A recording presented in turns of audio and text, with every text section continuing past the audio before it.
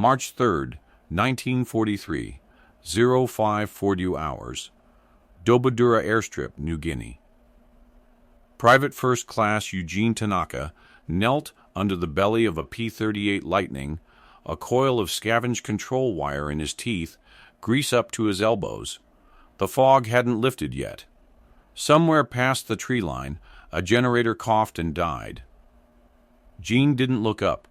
He never looked up when the other crews walked past him without a word. He was 23. Sacramento born. His father had run a hardware store until December of 1941, when the government took the store, the house, and put the family on a train to a relocation camp in Arizona. Gene had enlisted anyway, walking into a recruiting office 6 months after his own country decided his family couldn't be trusted to live in their own neighborhood. Most of his squadron still didn't know what to do with that fact, so they mostly didn't speak to him at all. He worked alone most mornings, by choice now more than circumstance. He liked the quiet under the airplane, the smell of hydraulic fluid and aviation gas, the cold dew dripping off the wing onto the back of his neck. It was the one place on this strip nobody bothered him. The 1 hour of the day that belonged entirely to him and the machine in front of him. No rank, no names, no history attached to either one. He could hear the rest of the strip waking up around him. Boots on duckboards, a coffee pot clattering somewhere, 2 men arguing lazily about whose turn it was to draw water detail. None of it included him, and most mornings he preferred it that way. He'd long since stopped waiting to be invited into the conversation. Today, none of that would matter. Today, the wire in his teeth would change what the squadron's planes could do in a turn. Nobody knew that yet. Not even Gene. Not really. He just knew the ailerons were lying to every pilot who trusted them, and he was tired of watching men die because of it. The 39th Fighter Squadron flew P-38s out of strips cut from jungle and coral, chasing Zeros that could turn inside them every single time. Gene had logged 11 dogfight debriefs in 6 weeks, sitting in the back of the ready tent with a clipboard nobody asked him to bring, listening to pilots describe the same failure in 11 different sets of words. The Lightning was faster. The Lightning climbed better. The Lightning dove like a brick falling off a cliff. And the Lightning lost almost every turning fight that went past 4 seconds, every single time against an airplane half its weight. Most mechanics shrugged at that. Pilots griped, drank their coffee, and griped some more. It was the nature of the airplane, everyone said. Big twin-engine fighter. Heavy, built for speed and altitude, not for whipping around with a Zero on your tail. That was the official wisdom, repeated so often it had calcified into fact. Gene didn't shrug. Gene had spent 4 years before the war rebuilding aileron linkages on crop dusters out near Woodland for extra cash on weekends, and he knew the feel of a control surface that wasn't doing what the stick said, the way a man knows the sound of his own truck engine. He'd caught it first on Lieutenant Hooper's ship back in January, a hesitation, barely a half second, in aileron response above 300 knots. Hooper said the plane felt mushy in a hard bank, like the controls were a beat behind his hands. The squadron's senior crew chief, a tobacco-chewing master sergeant named Drummond, told Hooper that was just how Lightnings flew at speed, and to quit looking for excuses to explain away a loss. Gene didn't say anything that day. He just pulled the wing access panel that night, alone, with a borrowed flashlight clamped between his teeth, and found the boost tab linkage flexing under load exactly the way he'd suspected it would. A fraction of an inch of slack that meant nothing on the ground and everything at 300 knots. He'd been right twice more since. Once, on a jammed cowl flap actuator, that 3 other mechanics had written off as just New Guinea humidity swelling the housing, until Gene traced it to a bent return spring. Nobody had bothered to check, because the part looked fine from the outside.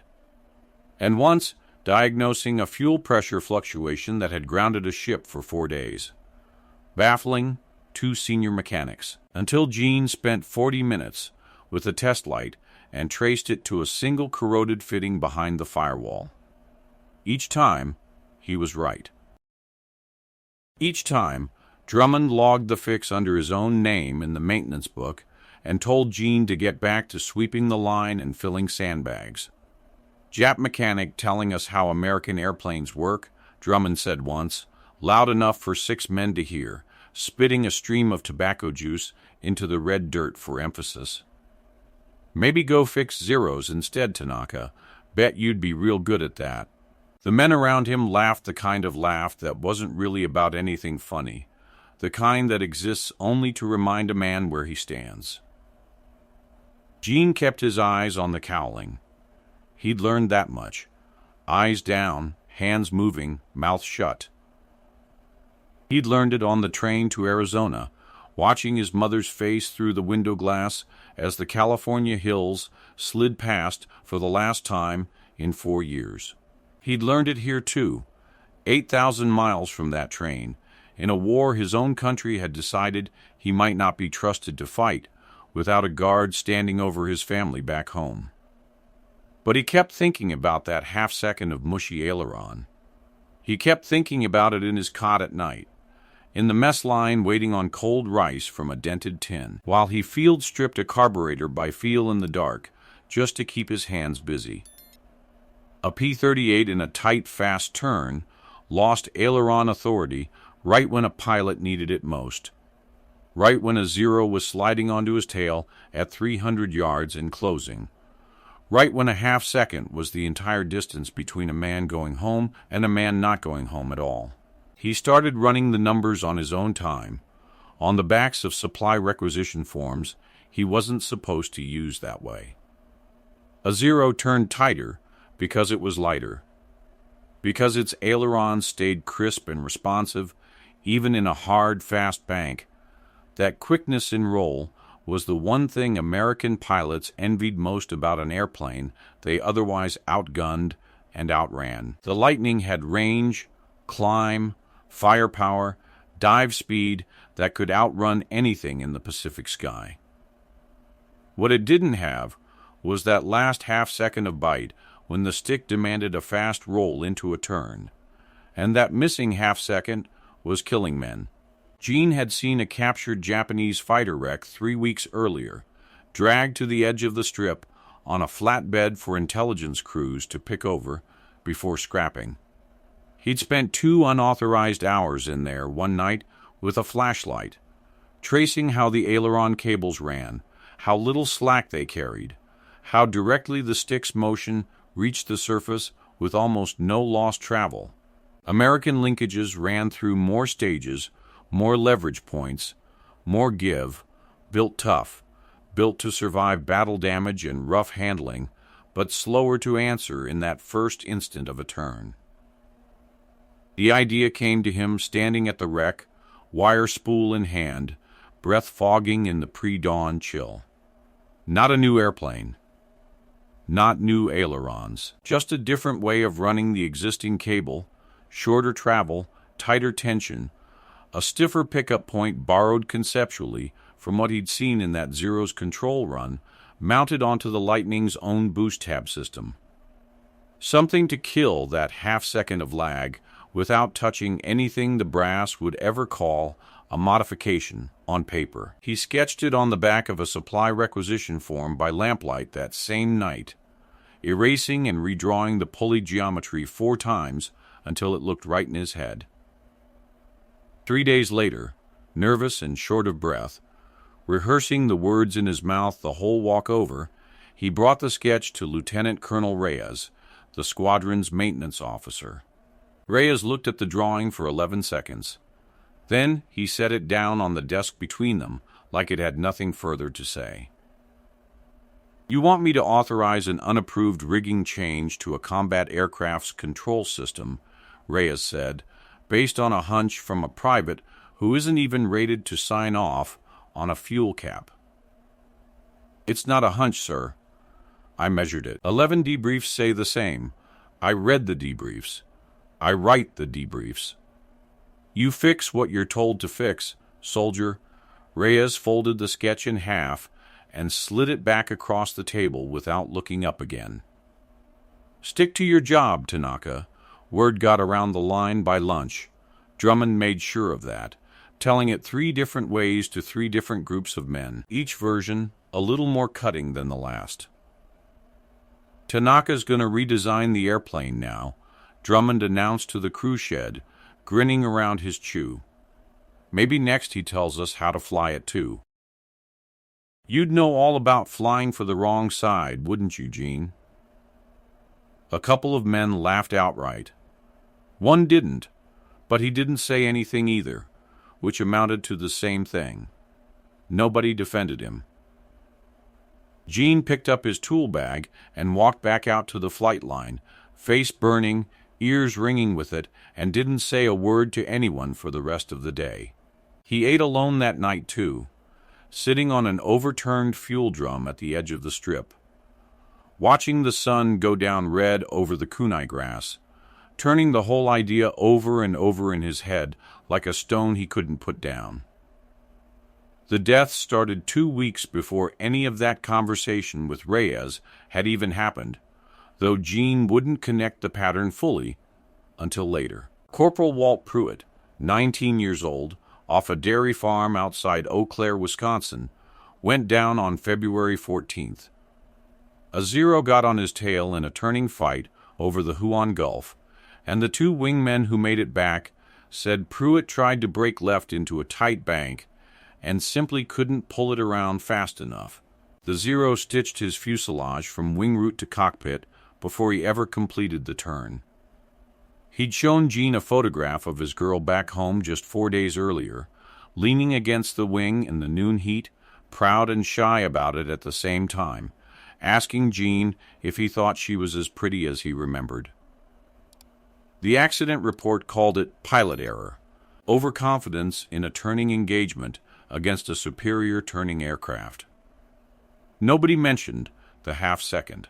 Staff Sergeant Daniel Okafor, 26, out of Cleveland, a machinist at a steel plant before the draft caught him, went down February 19th in nearly the same maneuver, at nearly the same altitude, against what witnesses swore was nearly the same opening angle of attack.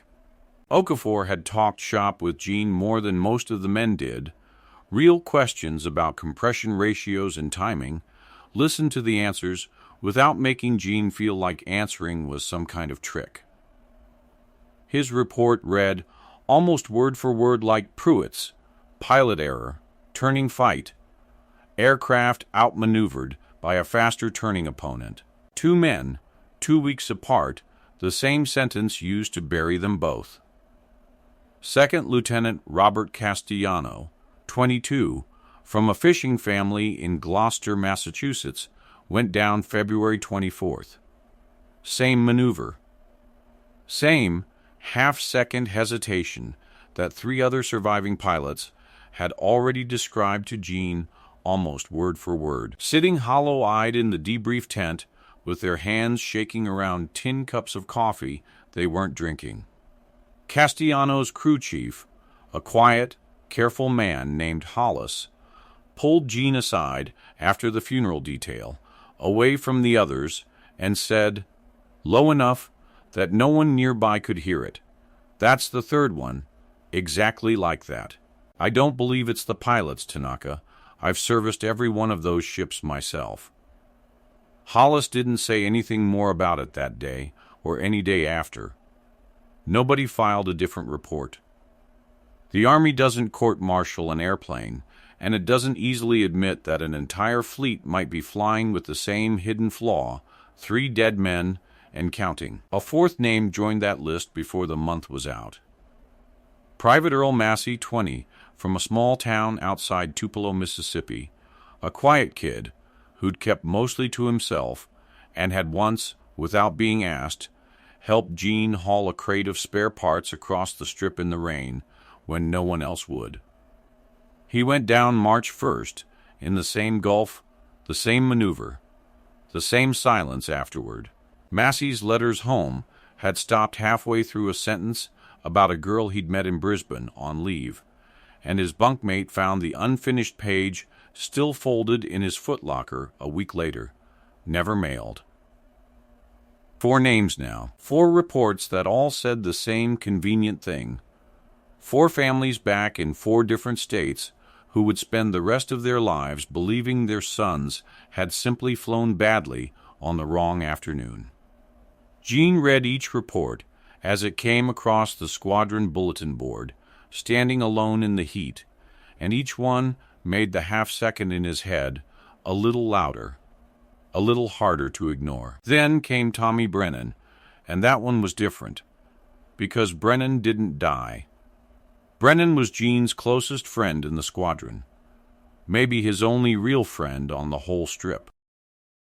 Brooklyn kid, 20 years old, loud and easy, and one of the only men who'd shaken Gene's hand the day he transferred in and never once made him feel like he needed to apologize for his own name.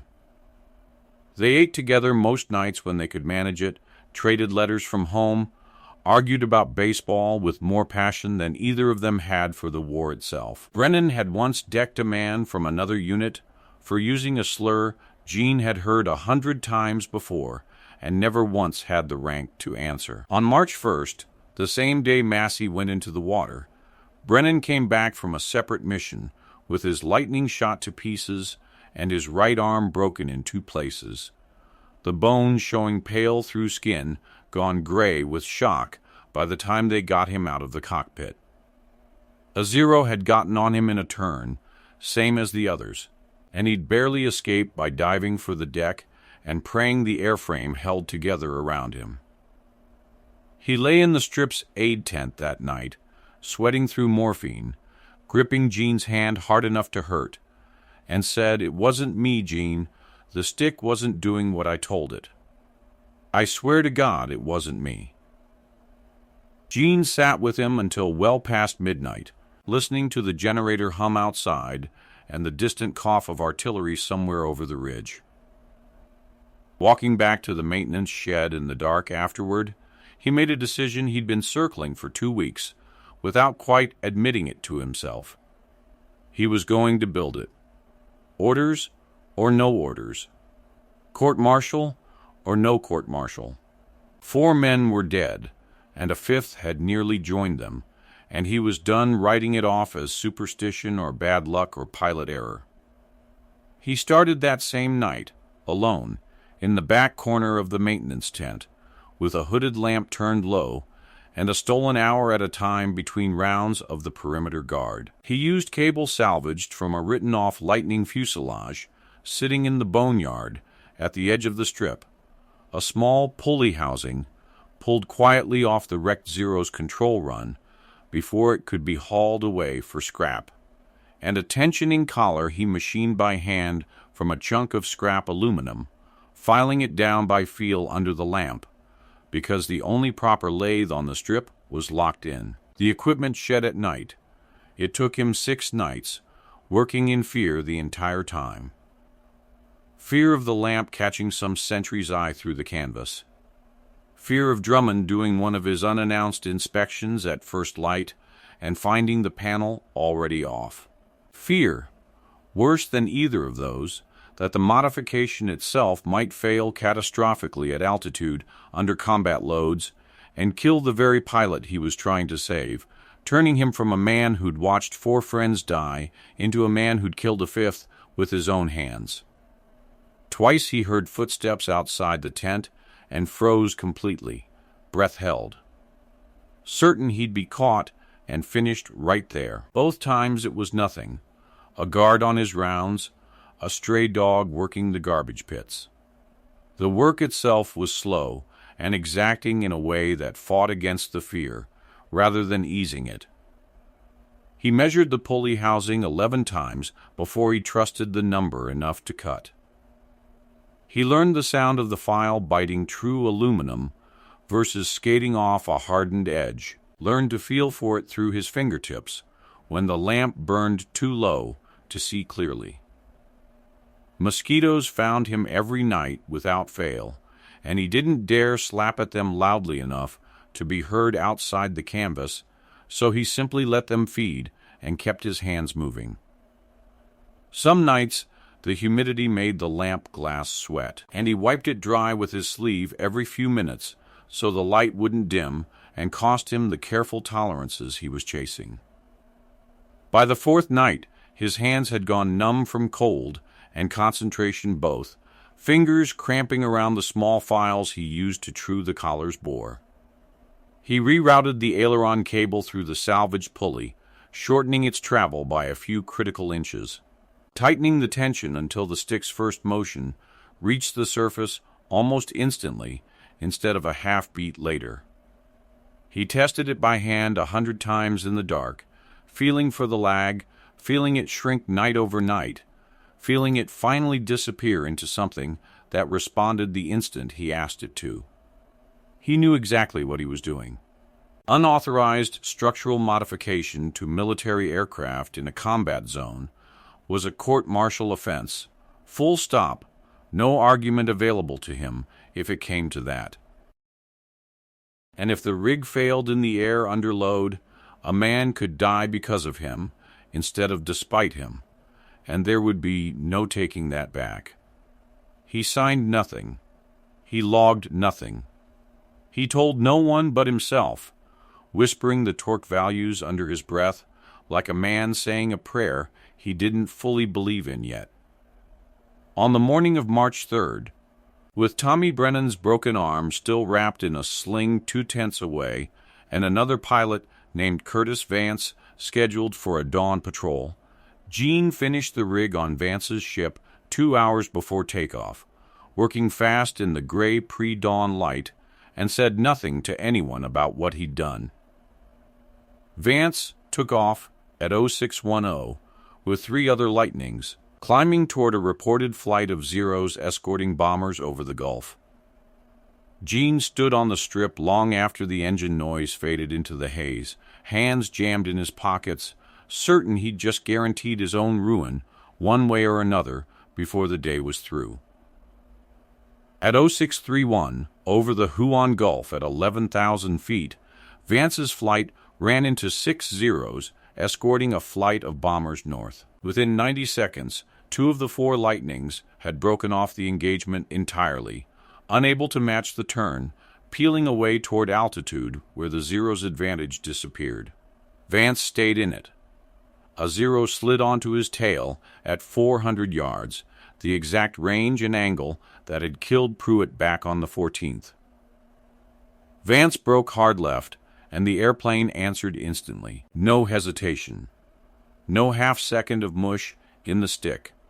The nose snapped around fast enough that the Zero overshot its own lead entirely, and Vance rolled out behind him at 200 yards and put a 4-second burst into the fuselage.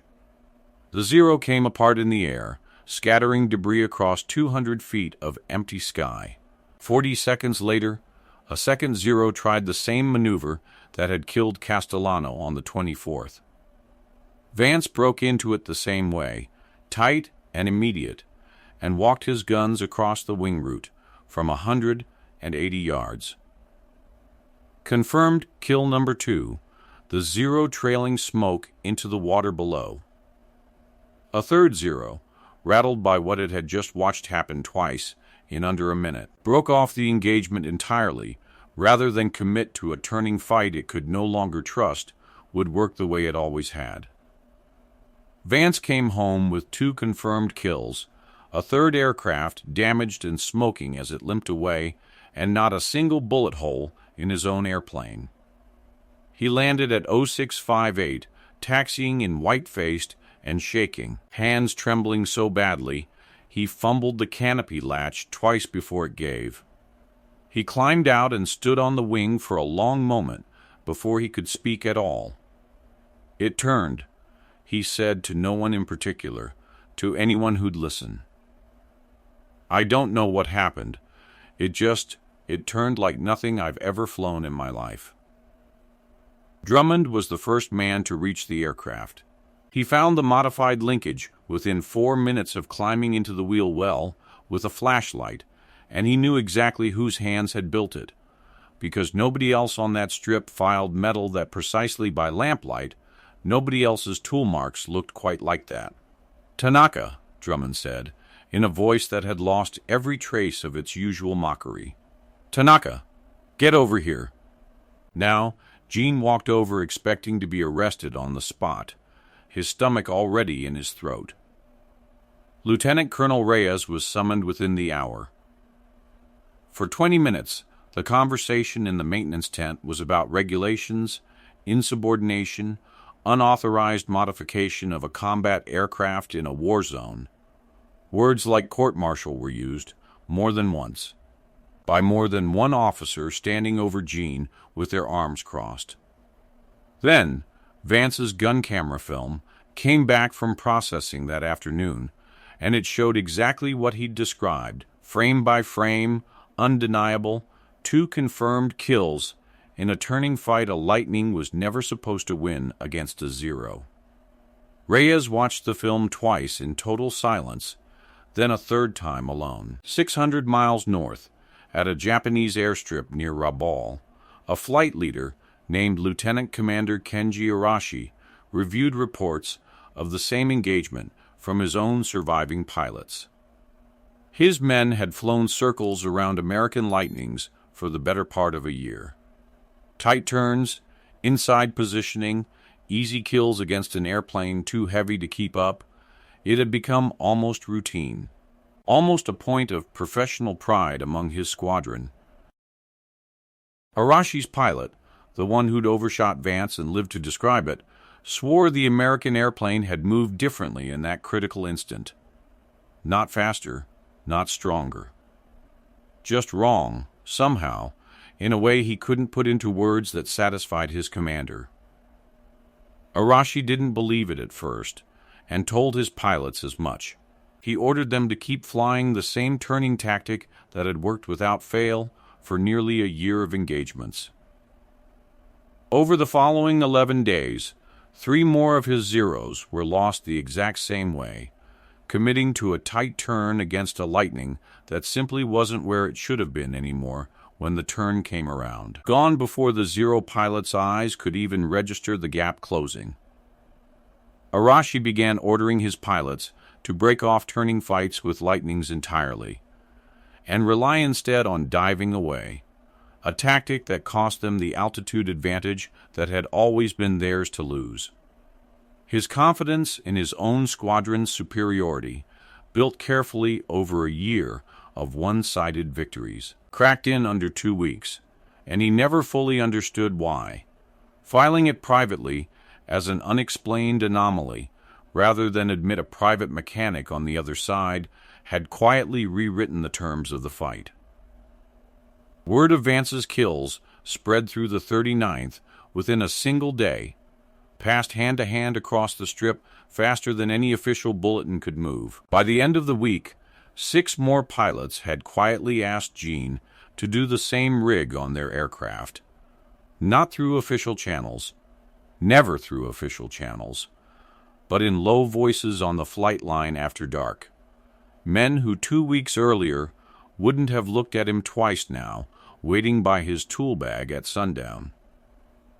Gene worked through nights he should have spent sleeping, rigging one Lightning after another with the same modified linkage by the same hooded lamp, each one a fresh violation of the same standing order he'd already broken once. Lieutenant Hooper's ship got the rig on March 6th, and Hooper shook Gene's hand afterward without a word, just held it a beat longer than a handshake usually lasts. Hollis personally walked over a second pilot's aircraft on March 9th, saying only Castellano would have wanted this fixed, and standing watch himself outside the tent while Gene worked. The first time anyone had ever offered to cover for him instead of the other way around. A quiet, serious lieutenant named Owen Faraday came next. On March 11th, a man who'd never said 2 words to Gene in 5 months on the Strip, and now sat cross-legged on a fuel drum half the night just to watch how the cable was routed, asking careful questions in a low voice. By March 14th, 11 of the squadron's P-38s carried the modification, an entire flight's worth of aircraft, running a quiet, unsanctioned fix that existed nowhere on paper, known to every man who flew it, and not one officer above Reyes. The numbers started shifting almost immediately. In the 6 weeks before the modification, the squadron's loss rate in close turning engagements against Zeros had run close to 60%, 6 aircraft lost or badly damaged for every 10 turning fights entered. In the 3 weeks after, across the 11 modified aircraft, that rate dropped below 20%. Confirmed kills in turning fights specifically rose from 4 in the previous 6 weeks to 17 in 3. Not one pilot flying a modified aircraft was shot down by a Zero in a turning engagement that entire month of March, a complete reversal of a pattern that had cost 4 lives and nearly a fifth. Pilots from a neighboring squadron at a different strip began hearing about it through informal channels, a cousin in supply, a friend who'd transferred, and 2 of them, a captain named Resnick and a younger pilot everyone just called Doc, flew over personally just to ask Gene about the rig, standing awkwardly at the edge of his work tent because they had no official reason to be there at all.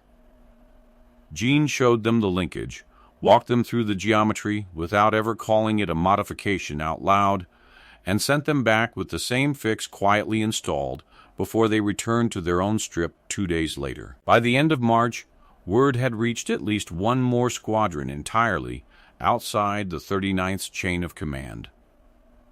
The fix spreading the way useful things spread in a war, when official channels move too slowly to matter and men trust their own eyes over a regulation. Lieutenant Colonel Reyes never issued an official order endorsing the modification. He never wrote it into a maintenance bulletin, never put his name anywhere near it on paper. But he also never grounded another aircraft that carried it after that first week, and after the second week he stopped mentioning court-martial at all, as though the subject had simply ceased to exist between them. Higher command took notice of the squadron's sudden run of turning fight victories and asked for an explanation through the usual channels. The official answer, filed up the chain over Reyes' signature, credited improved pilot tactics and increased aircraft familiarity in theater. Gene's name appeared nowhere in it, not as a footnote, not as an afterthought. Drummond, who'd called him a Jap mechanic to his face 6 weeks earlier in front of 6 laughing men, now nodded to him on the flight line without a word, which from Drummond was as close to an apology as Gene would ever receive in this life. A few of the men who'd laughed loudest that day started bringing their own aircraft to him directly after hours, calling him Tanaka now instead of nothing at all, which was its own small, grudging kind of respect, offered quietly and never once in front of an officer. No medal came for any of it. No mention in any dispatch, no line in any unit history. The modification eventually got picked up informally by other squadrons across the theater through word of mouth among ground crews who trusted each other more than they trusted any bulletin board. But the official post-war history of the P-38's turning performance in the Pacific would credit aerodynamic refinements and improved pilot training across 1943. Never once a 23-year-old Japanese-American private who rebuilt a control linkage by lamplight out of grief and stubbornness, working alone in a tent while better-credentialed men slept. Gene Tanaka came home to Sacramento in 1946 to find his family's hardware store sold off in his absence and never returned to them. The storefront repainted and run by strangers who had no idea, whose hands had built the shelves still standing inside it. He took a job as an auto mechanic at a small shop on the edge of town, married in 1948, raised 2 children who grew up knowing almost nothing about what their father had done on a jungle airstrip in 1943. He rarely spoke about the war to anyone outside his own house, and rarely much inside it either, answering questions from his kids about his service with short, deflecting sentences that closed the subject before it could open. He kept one thing from those years: a small machined aluminum collar, the original prototype tensioning piece, sitting wrapped in a rag inside a cigar box in his garage for the rest of his life, taken out and turned over in his hands every so often on nights he couldn't quite explain to his wife, who learned early on not to ask and let him have the silence. Tommy Brennan's arm healed crooked but functional, enough to throw a baseball again, if not quite the way he used to before the war. He and Gene wrote letters twice a year for the rest of their lives, every Christmas and every March. The March letter always mentioning Vance's 2 kills without fail, until Brennan passed in 1981, the only man from that squadron who ever told people, plainly and proudly, exactly what his friend had done out there, repeating the story at family dinners long after most of the men who'd lived it had stopped talking about the war at all. Curtis Vance flew the rest of the war without incident, retired from the airline industry in the 1970s, and never once in any interview mentioned the mechanic whose work had carried him home from that morning over the Huon Gulf. The men who win wars are not always the men the history books remember. If this story moved you, hit like, subscribe for more forgotten history like this, and let me know in the comments where in the world you're watching from.